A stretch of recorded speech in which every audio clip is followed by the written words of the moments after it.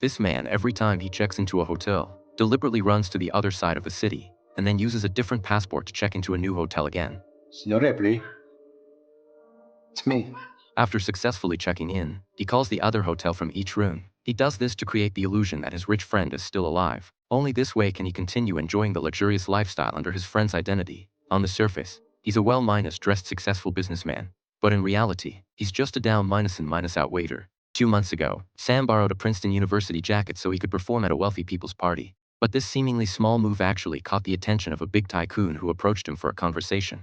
During their chat, Sam learned that the tycoon's son also attended this school. To avoid losing face in front of everyone, Sam lied and claimed he knew his son. The tycoon was thrilled about this, so the next day he asked Sam to meet again. Turns out his son was obsessed with jazz music and had been vacationing in Italy with his girlfriend. No matter how much the father called, his son just refused to come home, so he wanted Sam to go bring his son back and promised a hefty reward if he succeeded. However, Sam didn't set off immediately. Instead, he chose to stay in his basement listening to jazz music obsessively. He spent half a month memorizing all the mainstream artists and bands' works. Only then did he travel to the Italian town of Montebello, where through observation, he found the tycoon's son Tony and his girlfriend. He then posed as a fellow alumni and approached them to say hello.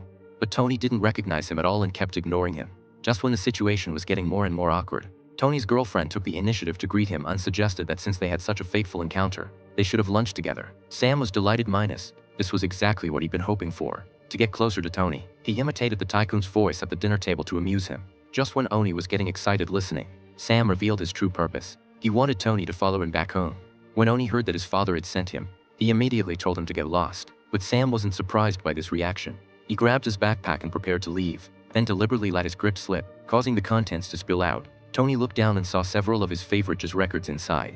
He instantly felt like he'd met a kindred spirit and begged Sam not to leave, hoping he would stay and keep him company. Next, they went to a jazz club and had a blast all evening. Afterward, they wandered around the town and became close friends who could talk about anything. Then Tony invited Sam to go skiing together, with Tony picking up all the tabs. You have to understand, skiing was an extremely luxurious sport back then minus not something ordinary poor folks could afford to do. After this pleasant time together, Sam felt that Tony couldn't live without him anymore. But their subsequent trip to Rome made him see reality clearly. In Rome, they met Tony's good friend John.